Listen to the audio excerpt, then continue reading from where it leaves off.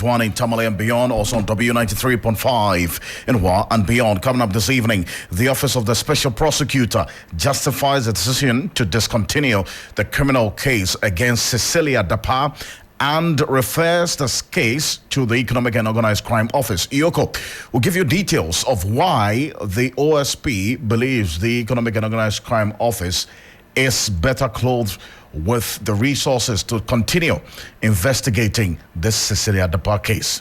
From October 2023, investigation became cross-border and transboundary upon the claim by the persons of interest that part of the seized cash sums was transported to Ghana from the United States.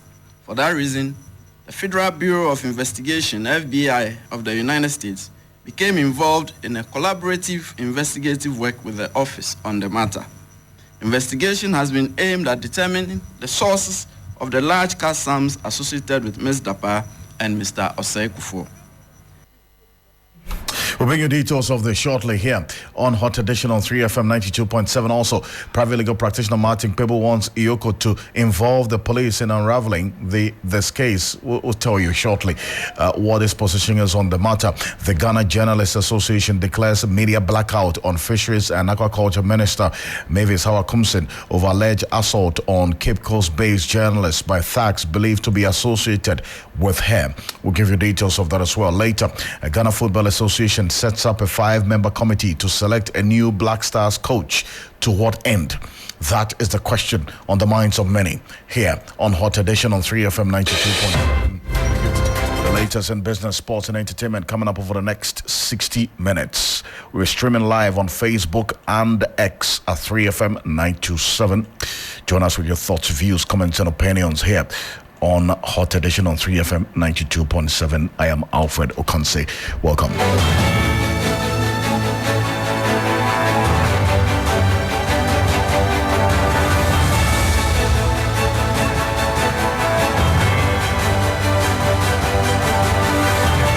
We're also getting information with regards to the NPP's upcoming parliamentary primaries, or that's constituencies where there are sitting members of parliament. The Akuapem South constituency primaries has been put on hold. We'll tell you why. The statement came through minutes ago here on Hot Edition on 3FM 92.7. But straight to the Office of Special Prosecutor. Now, they've maintained that it did no wrong in deciding to investigate the Cecilia Dapa cash scandal, despite critics warning it lacked the mandate to do so. Now, this response from the investigative body comes in the wake of its decision to discontinue the prosecution of Cecilia Dapa and refer the outcome of its investigations to the Economic and Organized Crime Office. Iyoko. Now, if you recall, the OSP 11 months ago announced it was investigating the then sanitation minister, Cecilia Dapa, following reports that huge sums of money had been stolen from her residence by her domestic staff. We're talking about cash sums of 590,000 Ghana cedis, and then also some 2.7 million were found at various residences belonging to Cecilia Dapa, and her bank accounts were eventually frozen. But an attempt by the investigative body, that's the OSP, to get an approval from the courts was unsuccessful. This, however, did not deter the special prosecutor from holding on to the funds and attempting to get the court to confirm its actions. The OSP, in a news conference, announced the discontinuation of the case by his office. And this has generated lots of reactions as to what this case really will become. From October 2023, investigation became cross-border and transboundary upon the claim by the persons of interest that part of the seized cash sums was transported to Ghana from the United States. For that reason, the Federal Bureau of Investigation, FBI, of the United States became involved in a collaborative investigative work with the office on the matter. Investigation has been aimed at determining the sources of the large cash sums associated with Ms. Dapa and Mr. Osei Kufuor. The office has had the benefit of 7 months of in-country and 4 months of collaborative transboundary investigation. Members of the press, on the totality of the gathered evidence and intelligence, it seems to us that the case is largely in the province of suspected money laundering and structuring. By operation of law, the Economic and Organized Crime Office, EOCO, has a specific and direct mandate in respect of suspected cases of money laundering and its attendant activity of structuring. Of the Special Prosecutor is referring the case to EOCO for continued investigation and further action. The office will be in close collaboration with EOCO and continued collaboration with the FBI. A little over an hour ago, the office discontinued its application that was pending before the High Court for a confirmation of the seizure and freezing orders in pursuance of the referral of the case to EOCO. The court ordered that the office should return the cash sums and defreeze the account of an investment of Ms. Dapa within 72 hours. The office also discontinued the procedural criminal charge against Ms. Dapa for failure to return forms on declaration of property and income, since that was mounted on the original application for confirmation of the seizure and freezing orders, which was discontinued earlier in time. Well, so that's the special prosecutor there, Kesia Jabeng, addressing the press earlier today. Well, private legal practitioner Martin Pebble, in welcoming the OSP's decision, says the Economic and Organized Crime Office, EOCO, must involve the police in their investigation. Here's Martin Pebble earlier today. That is the effect of the Supreme Court's decision on money laundering and also the EOCO Act, and thirdly, OSC's own act.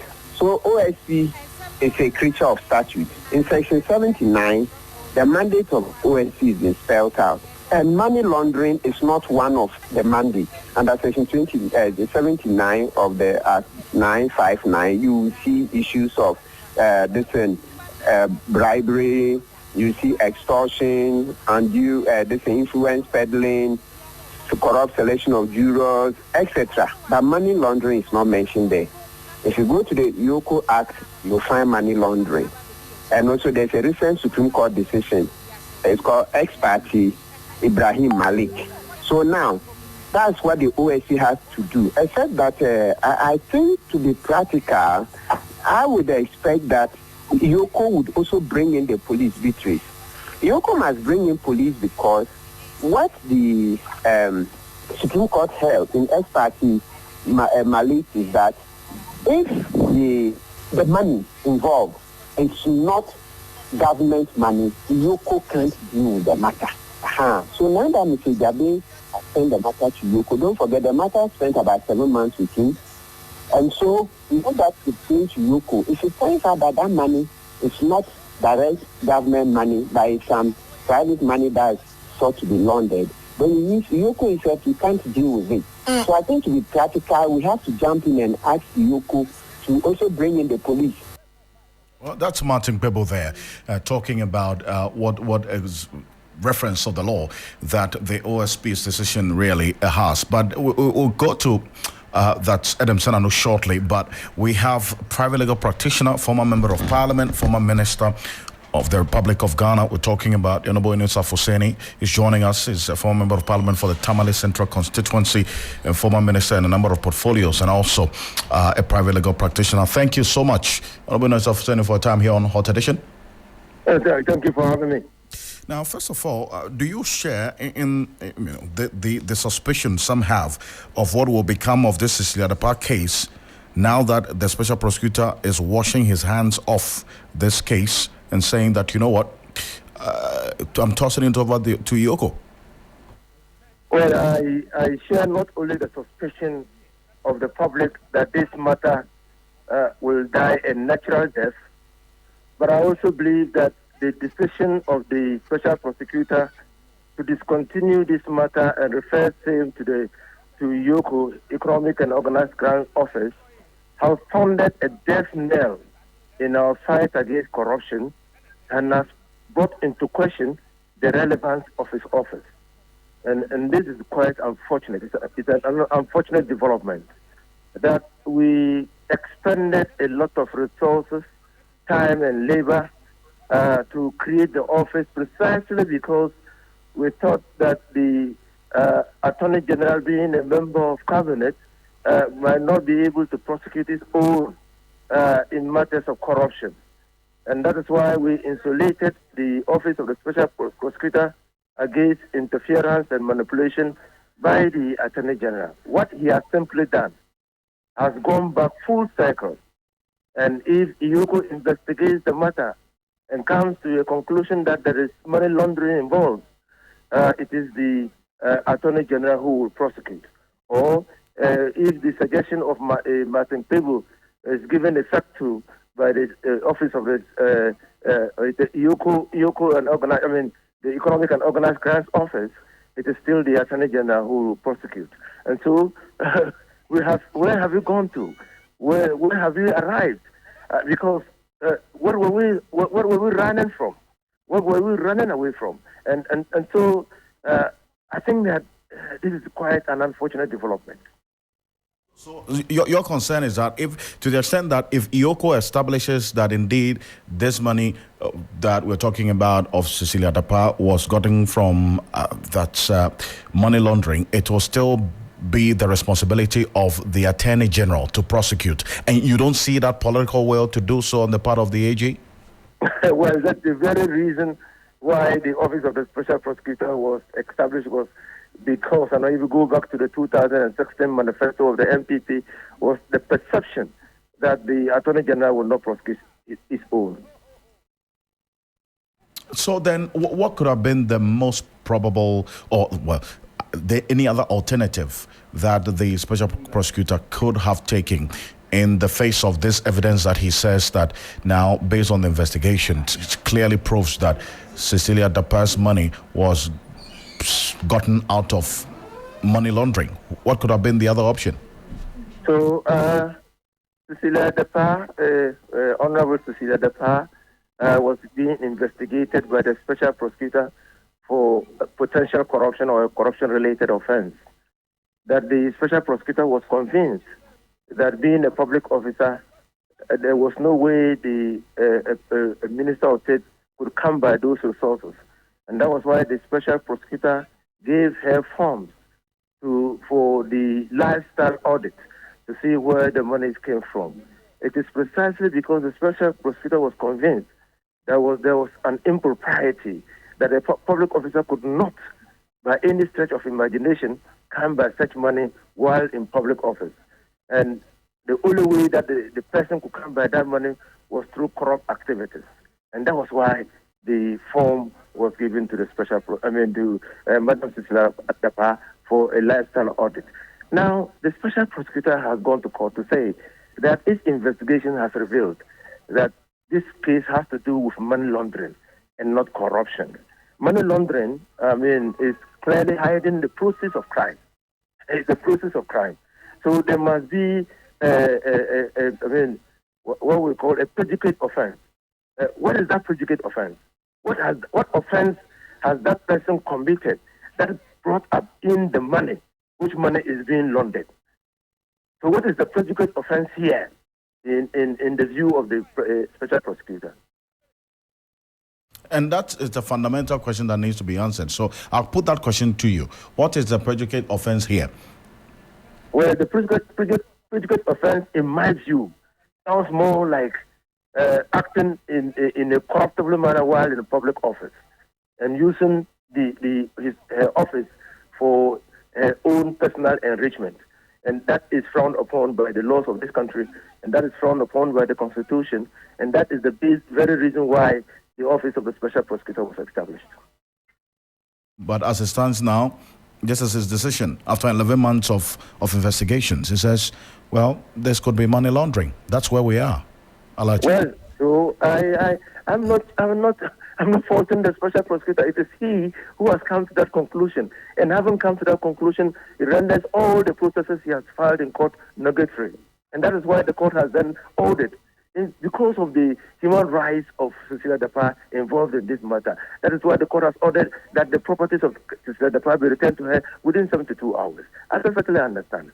But I'm saying that defeats the purpose. What the Special Prosecutor has done defeats the purpose for which the office was created in the first place. So that's what I was coming to next, that because if all the charges have been dropped against Cecilia Dapa, then what that technically means is that whatever property that has been seized has to be returned to her before close of day.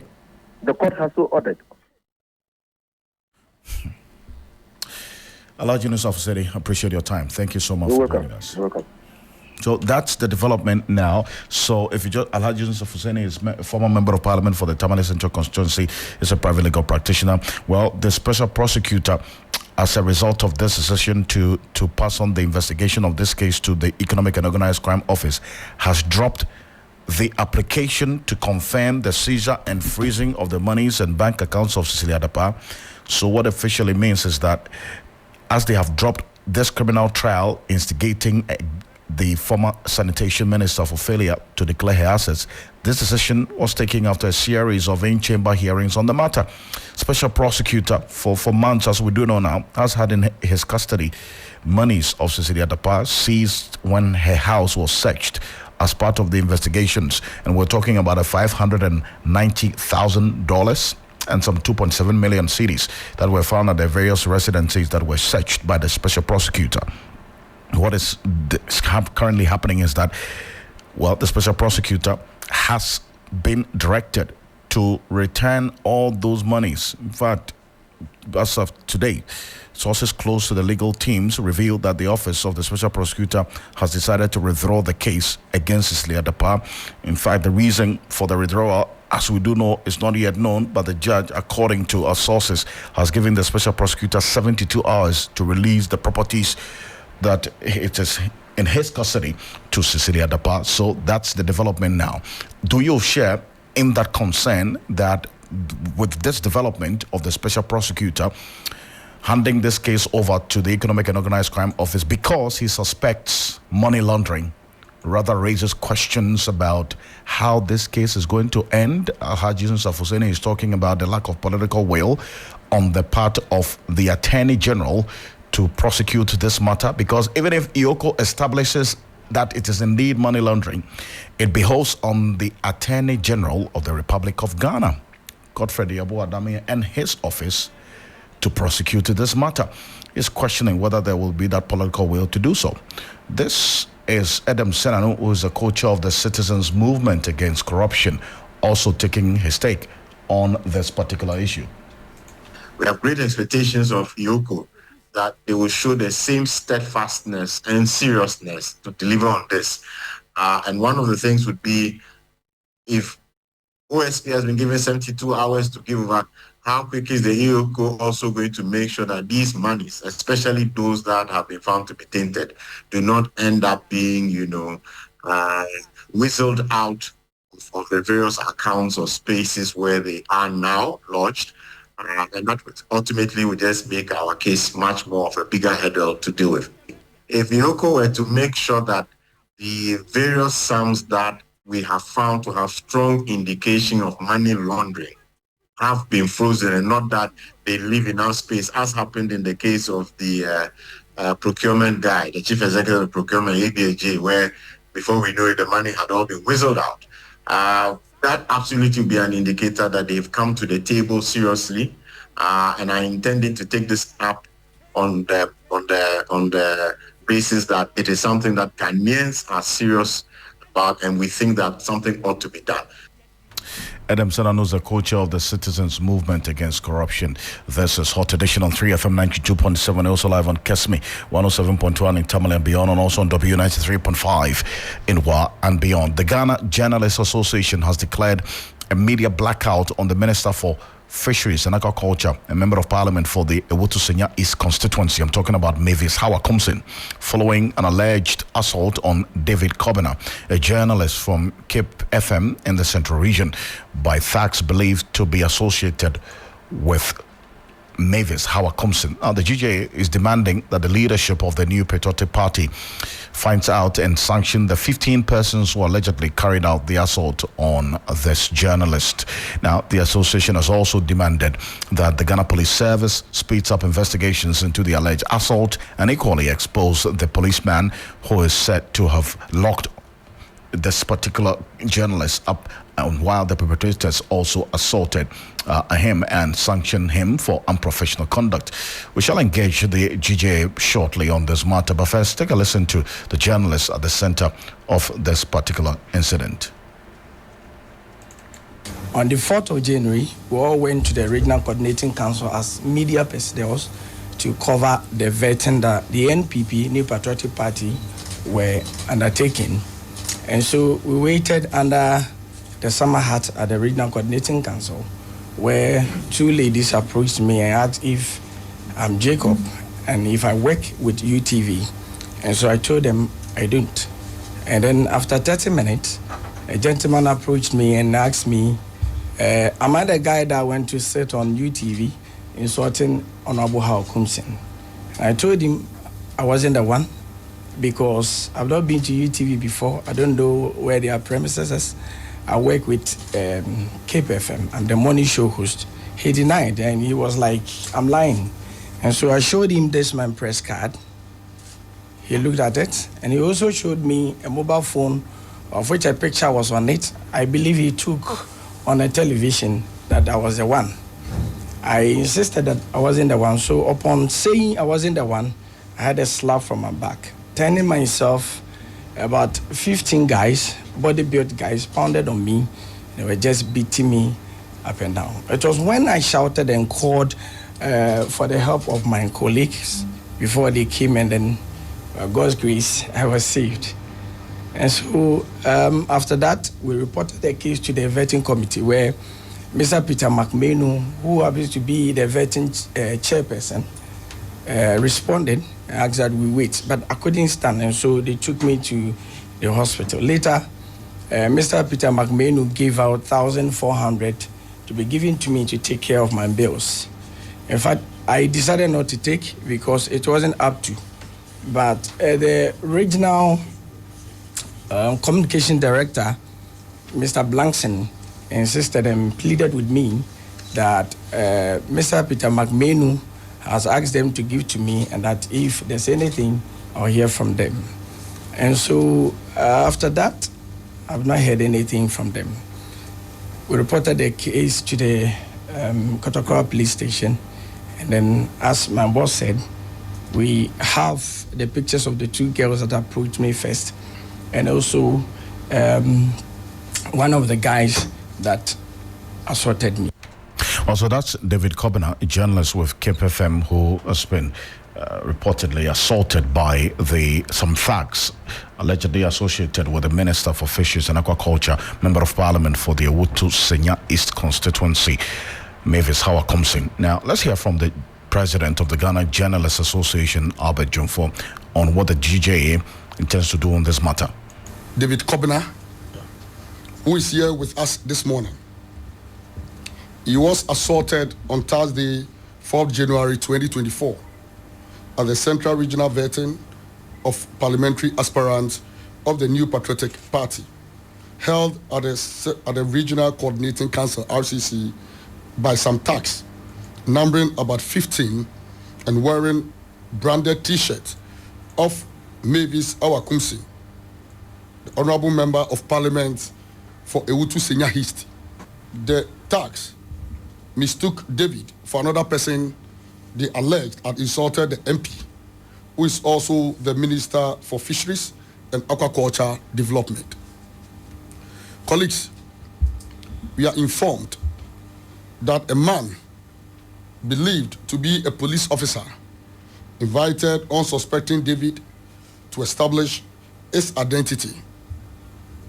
David produced his media house ID card as evidence of his identity. But in the process of doing so, someone slapped him from behind and other thugs joined in the assault, beating him mercilessly. Unfortunately, the purported police officer who invited David for engagement did not stop the thugs from assaulting the innocent morning show host. Colleagues, what everyone needs to appreciate is the fact that these thugs would have killed David, but for the timely intervention of some of his colleagues around. They did not care about the evidence David showed them that he is not the one they were accusing. That is how unreasonable they are. It is important to appreciate the gesture of Mr. Peter McMenu, former national chairman of the New Patriotic Party, who chaired one of the regional vetting committees, that's the Team B, and who offered 1,400 to be given to David to cater for his hospital bills after his attention had been drawn to the incident. I will also use this platform to urge the MPP officials and supporters across the country to treat journalists who will be covering the parliamentary candidate or the parliamentary aspirant elections on Saturday. Is it the primaries? They must ensure their safety. It is our prayer that reporters will be allowed to do their work freely without intimidation and attacks. We will not take or tolerate any negative happenings on Saturday or from Saturday's primaries. I will also end by reiterating the need for us to preserve evidence whenever we come under such attack. The need to remain professional in the discharge of our duties is very key. And for easily identification, let's all try to be in our branded vest or jacket anytime we go out for such assignment.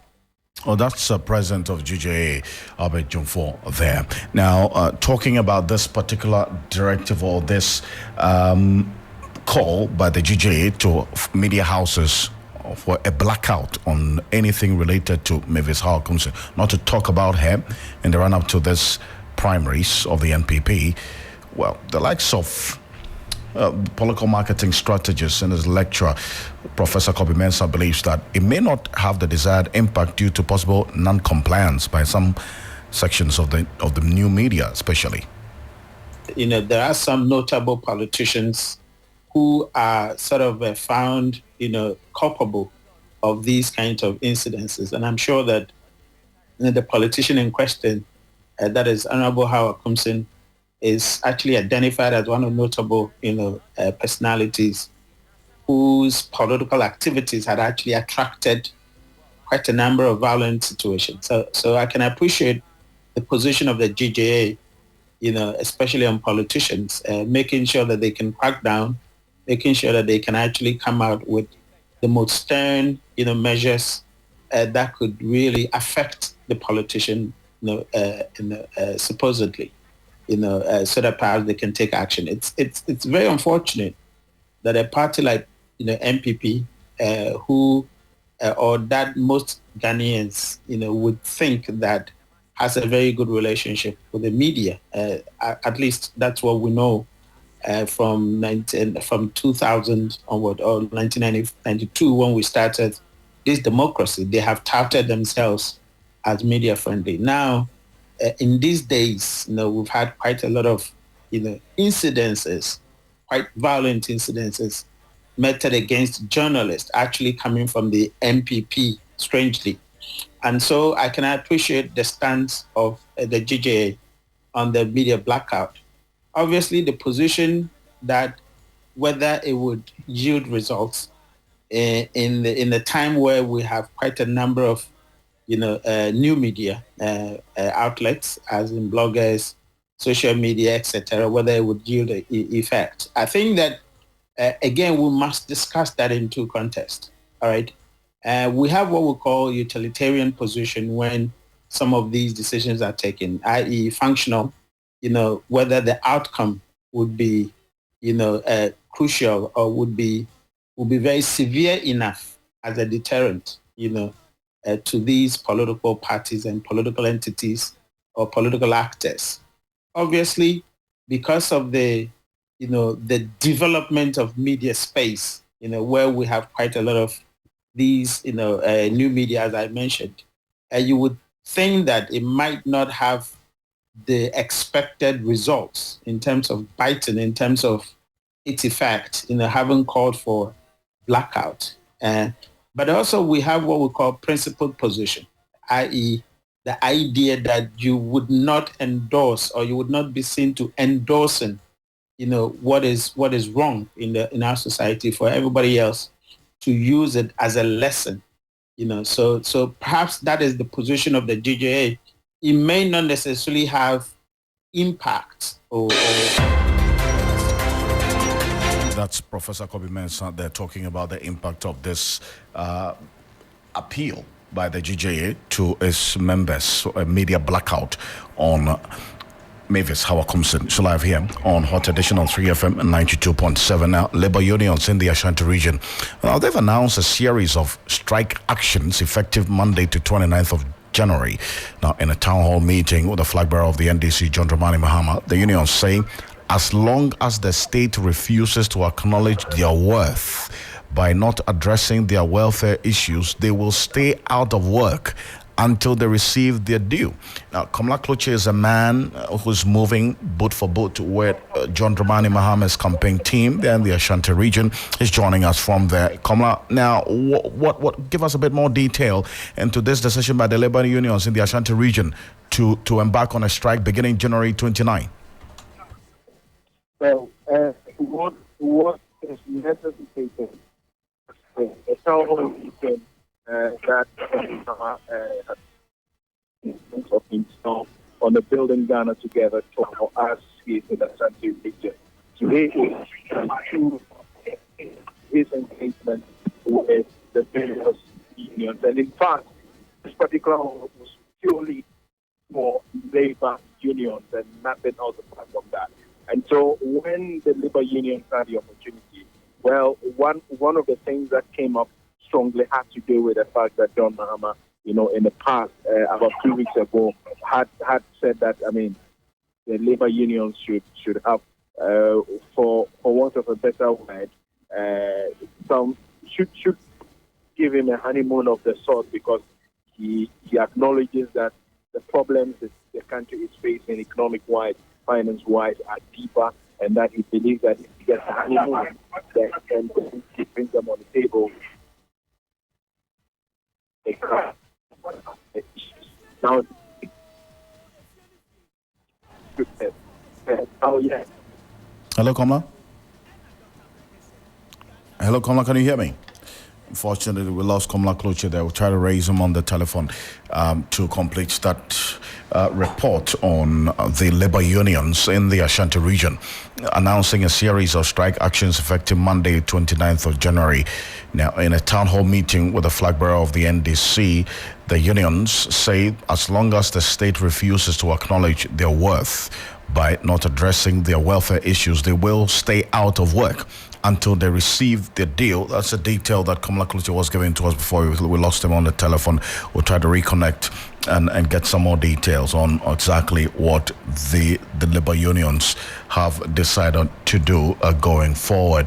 But while we are at it, we'll tell you the developments as we're monitoring the situation at the General Hospital, because traditional leaders of La in the Ladade-Kotopong municipality, they're casting doubts on the ability of government to complete the reconstruction of the La General Hospital in 10 months with the available funds. They are, as a result, demanding the documentation on the scope of work to ensure what was promised by government is what will be delivered. The delay in the reconstruction of the La General Hospital redevelopment project following the demolition of the old structure in July 2020 due to its dilapidated nature has brought undue stress to residents accessing healthcare outside of the area. Weeks after the start of construction work at the site, the foundation work for the main hospital project is expected to have started this week, while OPD services also is expected to have commenced at the facility by close of the year. But that doesn't look feasible.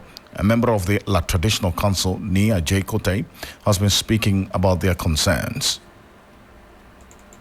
Initially, they said the project cost was 68 million euros, and now it has been reduced to 57 million euros. So we asked them whether they can manage that to deliver the same scope of work? And they said yes. So we asked for the plan so that we can check for ourselves when the work is done that nothing changed, that indeed they went by the plan that they agreed upon. We are of the view that what happened in the past, that they told us that the work will be going on or will continue and then it's stalled, shouldn't happen again. Well, the municipal chief executive of the assembly, Reverend Solomon Kote Nikoi, was in support of the concerns raised by the traditional council. This is happening in our municipality, and then, they have corporate social responsibilities, and one of the responsibilities is that they have to engage our people. So we have few of our young men and women who have expressed interest to work here. So we submitted the list to them. We have about 100 of them. So we're waiting for them to engage them, so that they will also work and make a living. Richard Dade is the project manager. He's saying that they will take into account the concerns raised by the traditional authority, that's the LA traditional authority, while assuring they will work towards the target. We've done the excavation for the main hospital block. We are going to do a second set of soil tests, soil investigations, which will determine whether we need to go deeper or whether we can start from there. And we are satisfied so far with what we have. We will get today at 12 o'clock, we'll have the results and then we'll take a decision on that. In order, it's local content and it makes a lot of sense to have people from the community involved in it. So that is being taken into account. The other thing they asked was for the scope of works to be, as defined, to be shared with them. We've had this request, and so we're taking it to the Ministry of Health, who is the employer, for them to formally submit to them. It's live here on Hot Edition on 3FM 92.7. News we just got is that the leadership of the new Patriotic Party has resolved to postpone the Ekuapem South parliamentary primary, initially scheduled for Saturday, January 27, 2024. This decision is in response to petitions received, accompanied by recommendations from both the Constituency Executive Committee and the Regional Executive Committee. The postponement aims to ensure comprehensive consultations and address issues that have been raised. They continue to rely on the unflinching commitment and cooperation of the members. This is a statement just coming through from Justin Kodia Frimpong, who is the General Secretary of the new Patriotic Party. And when we're talking about Ekuapem South, just to put issues in perspective, just 48 hours ago, the Member of Parliament for the Ekuapem South constituency, in the person of Obi Amoa, withdrew from the parliamentary primaries of the NPP after going to pick the nomination forms to contest this January 27 parliamentary primaries. Now, that is where the MC for the Ekuapem South Municipal Assembly raised questions about unfairness, because in his view, he was disqualified from contesting this primaries because the party's rules or the directives say that the municipal chief executive of an area, that's a municipal area, cannot contest the sitting member of parliament. And so on that basis, he was disqualified. But now that Obi Amoa has withdrawn from the race, the municipal chief executive has also now submitted a petition demanding that he be given the opportunity to go through by reapplying to contest in the primaries in this Ekuapem South constituency. So that is what we're learning has led to the decision by the party to postpone the elections in that particular area. So that's what's happening right now. Shortly, we'll connect with our Eastern Regional Correspondent Yvonne Nikwe to give us a bit more on this, but also bring back that interview that I had with Kofi Oseje, who is the NPP's Regional Secretary in the Eastern Region, who is saying that it is fair for the petition of the MC, Frank Edu, to be allowed to contest the parliamentary primary in the constituency to be heard. Now, Yvonne, so this is the development to that story that you have been following quite closely. Now, the NPP has decided to put on hold the primaries in the Ekuapem South constituency. How is the party in the constituency reacting to this? Well, for a lot more of people who are connected to this particular constituency, Equapen South, vis-a-vis the constituency executive and all those who matter, they saw it coming that the incumbent MP, or say Mensa Bonsu Amwa, was going to withdraw, but they were actually waiting to see when it happens. If it does happen before we're going to be posed, then it means that quick action has to be taken. We do know that the DCE wanted to be part of the race, but because the MP was in, he had to be kicked out for the post to continue. So per his withdrawal, the National Executive has to take a decision to ensure that fair justice is given to him to return back to the post. And so for that reason, the constituency primaries for that particular elections has been postponed. I see. And if you say that they saw this coming, in your view, and also talking to the people on the ground, what does this mean for the contest going forward?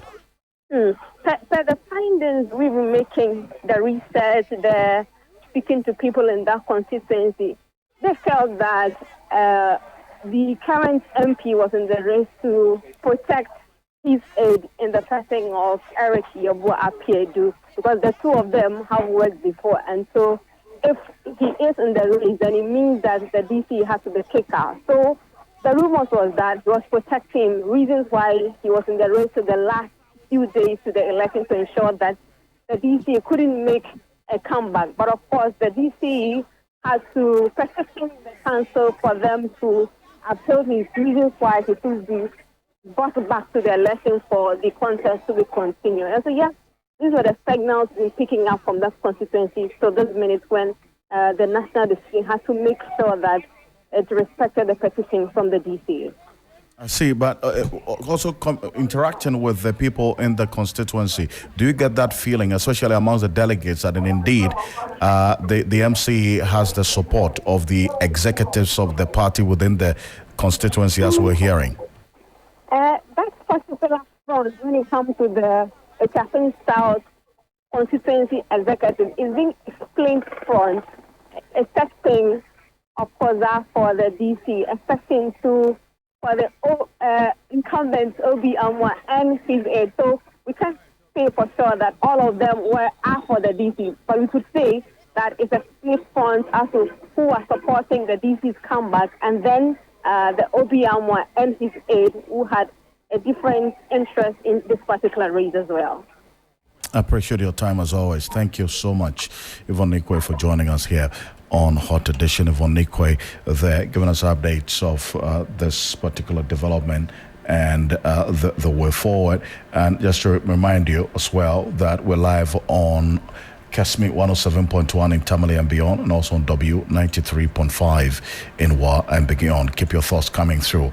We'll read it as we go through and the matters arising. Let's take a listen to the Equapen South, in fact, the regional secretary of the NPP in this region, Kofi Oseyeji, speaking to me earlier on Ghana Tonight. Listeners, and good evening to TV3. Confirm that we have received such a letter from Mr. Frank Edu, the MC for South. Let me also state here that during the filing of nomination, the MC brought a letter in addition to his nomination forms that he knows per the rules and the laws governing the filing of opening and filing of nominations. The party came out with a caveat that at the National Council meeting, the party came out with a caveat that if the MP of a particular constituency is going, the MC or the DC cannot go. So based on that, he has gotten a wind that the MP is not likely to go. But he don't know what has come up that the MP has decided to pick up a nomination form. So he is filing a conditional nomination. Should be in case at any point in the MPs withdraw from the race, he should be considered to be added to the aspirant to run. So I can also confirm that that letter is part or is in his nomination form at the party head office. So it was based on that he was disqualified because the MP was running.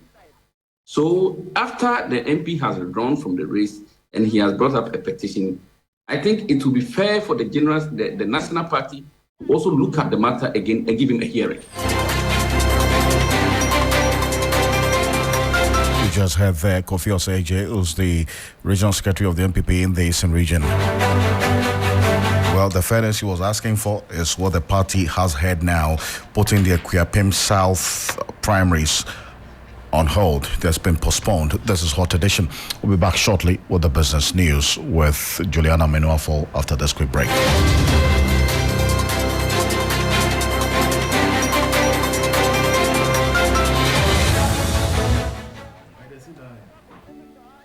If you dare to have your thoughts, if you're unafraid of being expressive, do you long for a space where your mind can roam free? Tune in every Thursday from 9 p.m. on 3FM 92.7, Uncensored with Stephanie Benson, where the night is as limitless as your imagination.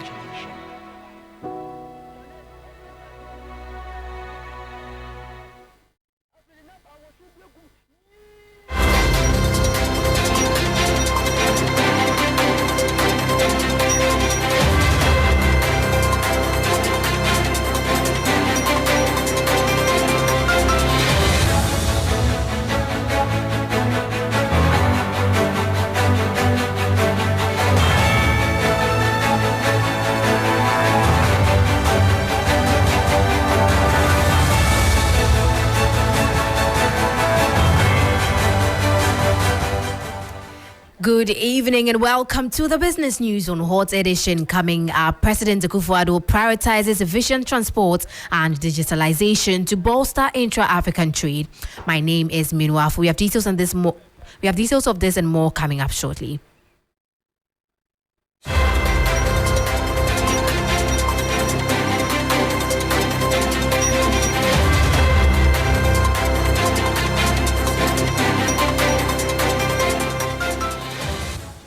Thank you for your time. And to our first story now, President Akufo-Addo has called for the prioritizing efficient transport systems and digitalization to unlock the full potential of trade among African countries. The president, speaking at the 2024 Africa Prosperity Dialogue in Peduase Lodge in the Eastern region, reiterated the need to bolster intra-African trade to promote growth and development. How we facilitate the free movement of people, goods and services across this vast and resourceful mass Africa is what we must devote our energies to. Without the capacity to industrialize, add value to our raw materials, and invest to build the social, digital, economic, and physical infrastructure that will connect our peoples and businesses to customers across Africa, intra-Africa trade will remain at the negligible lows that it has always been.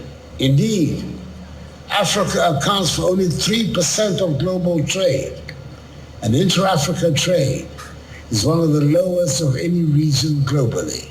This is largely due to the colonial economic model characterized by small individual economies, fragmented and disconnected regional markets, over reliance on the export of primary commodities, and the presence of low productive capacities, which have been well in existence for over a century. By fostering intra-Africa trade, the AFCFTA is going to ensure that it continues to create opportunities for businesses. That was President Akufo-Addo speaking at the opening of the 2024 Africa Prosperity Dialogue in Peduase Lodge in the Eastern region. Meanwhile, the chairman of the Ghana Investment Promotion Center, Alex Apau-Dade, has charged the government to incentivize the private sector to stimulate growth in the public sector. Speaking at the 2024 Africa Prosperity Dialogue, Alex Dade cited some key achievements of some public sectors as a result of collaboration with private firms. For Africa to experience real economic growth, the private sector must take lead, thrive, and also be resilient. I have always maintained that governments do not create wealth. The private sector does. And therefore, incentivizing the private sector is the surest way to achieve sustainable growth. The role of government is clear, creating a conducive environment and policies to stimulate growth. Through public collaborations with private entities, the government can leverage funding, expertise, and innovation to accelerate infrastructural development and other critical projects. This will not only facilitate economic connectivity, but also enhance the overall quality of life of our people. Your Excellency, today I stand before you as a passionate advocate for the inclusion of the diaspora in our journey towards socio-economic transformation. You heard the voice of Alex Apau Dade, the chairman of Ghana Investment Promotion Center. Also, Secretary General of the Africa Continental Free Trade Area, Wamkele Mene, has underscored the importance of the private sector in developing Africa. He said that Ghana underlisted some major partnerships achieved by AFCFTA with private entities.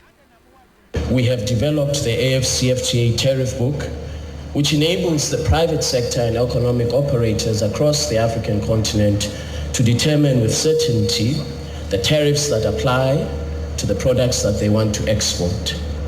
The private sector is, of course, an important part of the work that we are doing, and indeed a pillar of implementation of the AFCFTA. It is not governments that trade, it is the private sector that trades.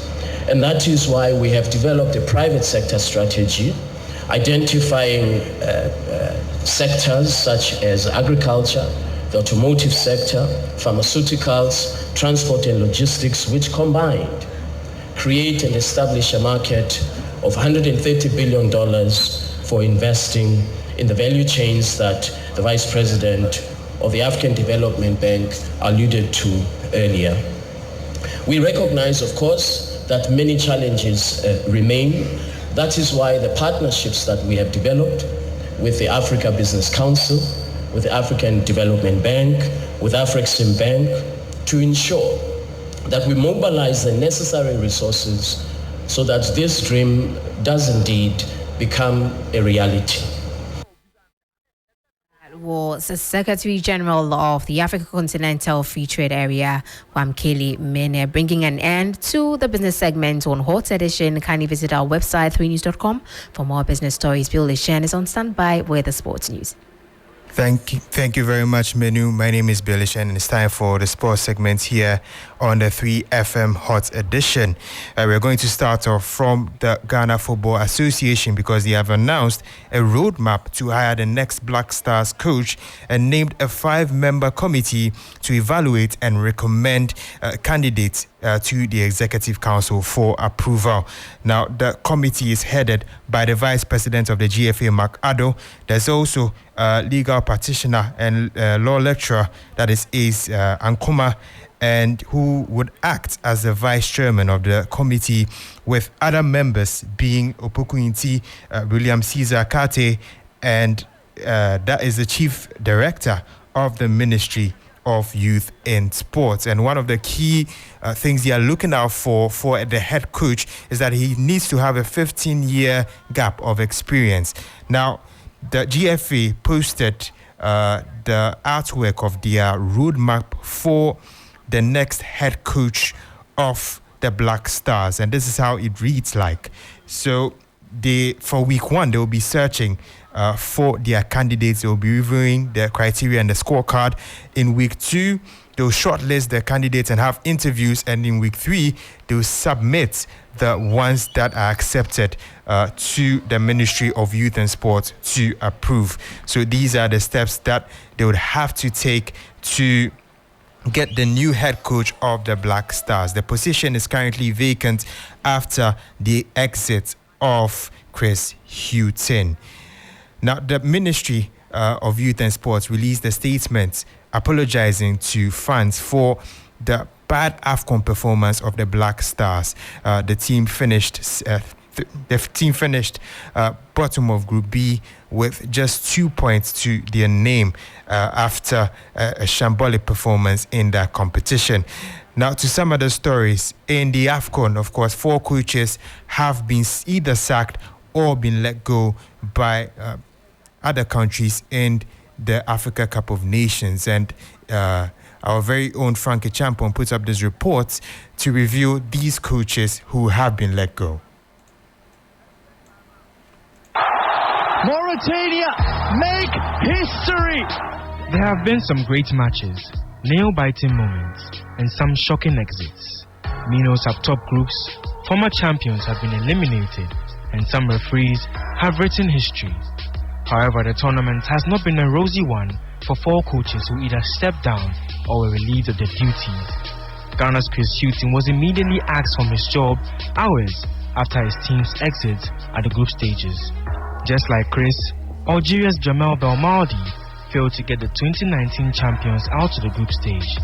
His side picked up just 2 points from 3 games.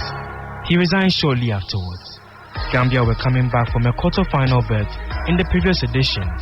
However, they failed to win a single game and crashed out in the group stage, forcing Tom Saintfiet to step down as head coach of the Scorpions. Jean-Louis Gasset was the most bizarre case. With Ivory Coast still in the tournament, the Frenchman has parted ways with the team. The hosts will now depend on an interim coach as they face Senegal in the round of 16. With some matches left to decide the winner, fans may well see another round of coaching casualties. That brings an end to the sports segment here on the 3FM Hot Edition. My name is Billy Shen, and up next is entertainment with Akofa.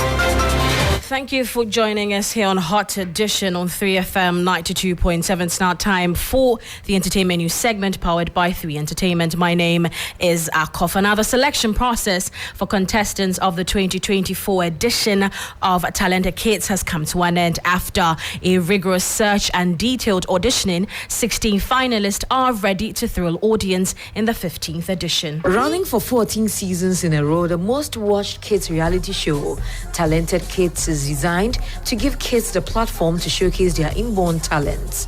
Children between the ages of 6 and 12 were given the opportunity to perform and be assessed by judges for the 15th edition.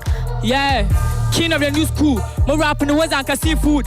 Punch no coma too good, but the person we're gonna poo yeah man. We need amazing talents to entertain us each and every week. So today is the grand auditions. We have different talents here, from singers to dancers, support, and so many more. After a rigorous search and detailed auditioning, shortlisted contestants from the various audition centers came together for the grand auditions in Accra.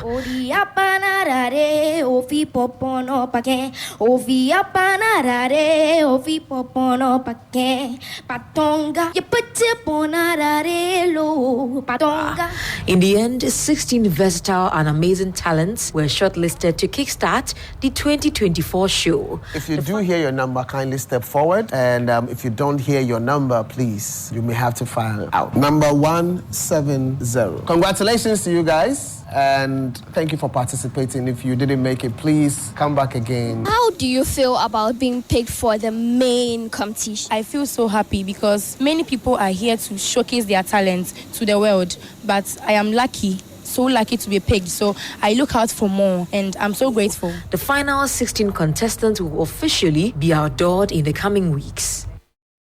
Now to the international scene. The nominations list for this year's Oscars, which will honor the film industry's finest stars and movies from the past 12 months, is out. Nominations for the 96th Academy Awards were revealed earlier this week. As expected, the Christopher Nolan film Oppenheimer had a strong showing at the Academy Award nomination ceremony with 13 nominations, followed by Barbie with 6 nominations and Poor Things. To be recognized by the Academy is a dream come true. To be nominated can be life-changing. So let's get into it. Okay. For Best Performance by an actor in a supporting role, Sterling K. Brown in American Fiction. For performance by an actor in a leading role. Bradley Cooper in Maestro. Coleman Domingo in Rustin. Paul Giamatti in The Holdovers. And that ends it for the entertainment news segment here on Hot Edition, powered by 3 Entertainment. Alfred is taking over now. Yes. What's up? That's right. So you're back at 8 o'clock? I am back at 8 o'clock with Wind Down. Yes. Yeah. And you'll be on television later? Wind it down tonight. I don't think you want to go there, but let's talk about Hot Edition. Ghana tonight, rather. Yeah. So we'll wind it down tonight. Thank you very much for being a part of the show. As always, my name is Alfred Ocansey. Join me at 10 p.m. on TV3 for Ghana Tonight. Have a good night.